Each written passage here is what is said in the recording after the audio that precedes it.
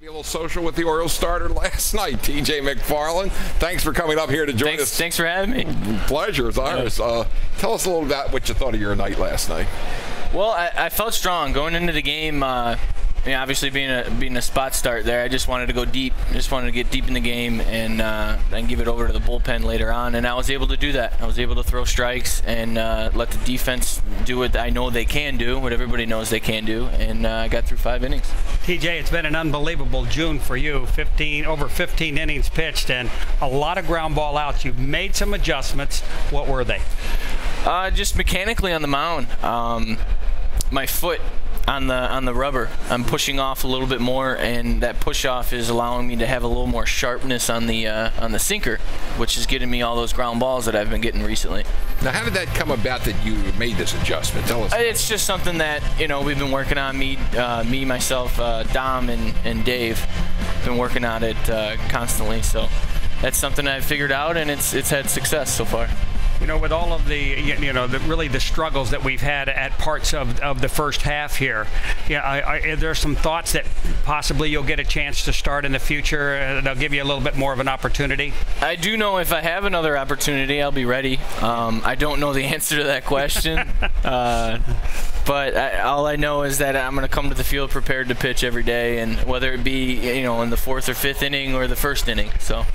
Do you get a little bit more nervous knowing you're going to start the game versus knowing not whether you're coming into a game out in the bullpen? Well, you do, yeah. I mean, as a starter, it's a big deal that you're the first one out, and the game kind of depends on the starter and how well he does. So I kind of had to get rid of that feeling and go out there and act like any other outing that I haven't in the bullpen. So. For the last couple of years, TJ, this bullpen has been amazing.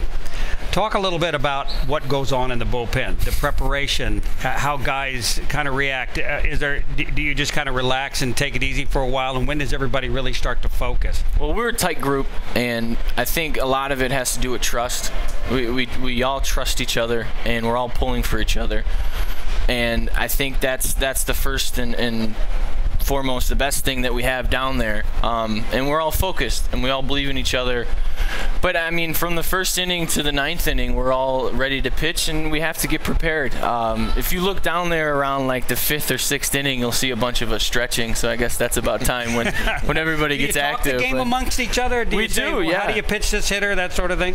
Yeah, situations will come up, and we'll kind of spitball ideas off one another and try to see, what pitch you would throw here or what situation is better, and we get answers from one another. It's nice having Darren O'Day and Tommy Hunter and everybody down there, the veteran guys, especially for myself, to bounce ideas off of them. I want to know, how can Cleveland let you sneak out of the organization, then they let Casimir walk, and they let Ubaldo walk? It seems like Cleveland made the playoffs last year, but yet they need you guys. Yeah, I mean, I don't know how. I guess we fall through the cracks for myself, but it happens, and I get an opportunity here, and I ran with it.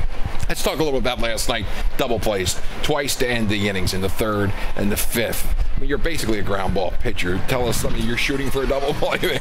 Yeah, I mean, anytime I get a single, I know I'm one pitch away from getting a ground ball double play. And with this defense, it happens a lot. And Flaherty turned a great one inning, and Scopey the other. There it was right there. But I mean, they're fantastic. So it gives me the most confidence in the world to know that I can throw strikes and the defense is there behind me.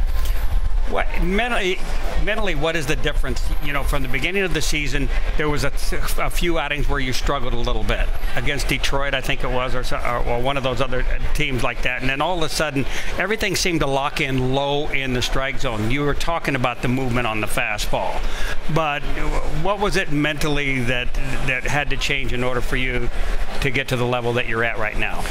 Well, it's tough. Nobody really talks about it, but when you go from AAA to the big leagues or back down and you're going up and down, there's a little bit of a mental challenge that you have to get through. And when you do get called back up, some guys feel it necessary to change everything that you had been doing to have success in AAA to get you to where you are now.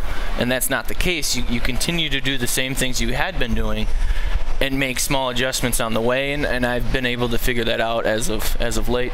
Well, TJ, we appreciate you coming up, spending some time with us on the set tonight. Thank you. Thanks for having me. I appreciate it. Keep it rolling, man. Keep it rolling. Great effort last night. 5 strong innings of 7-hit baseball. TJ McFarland with his first win.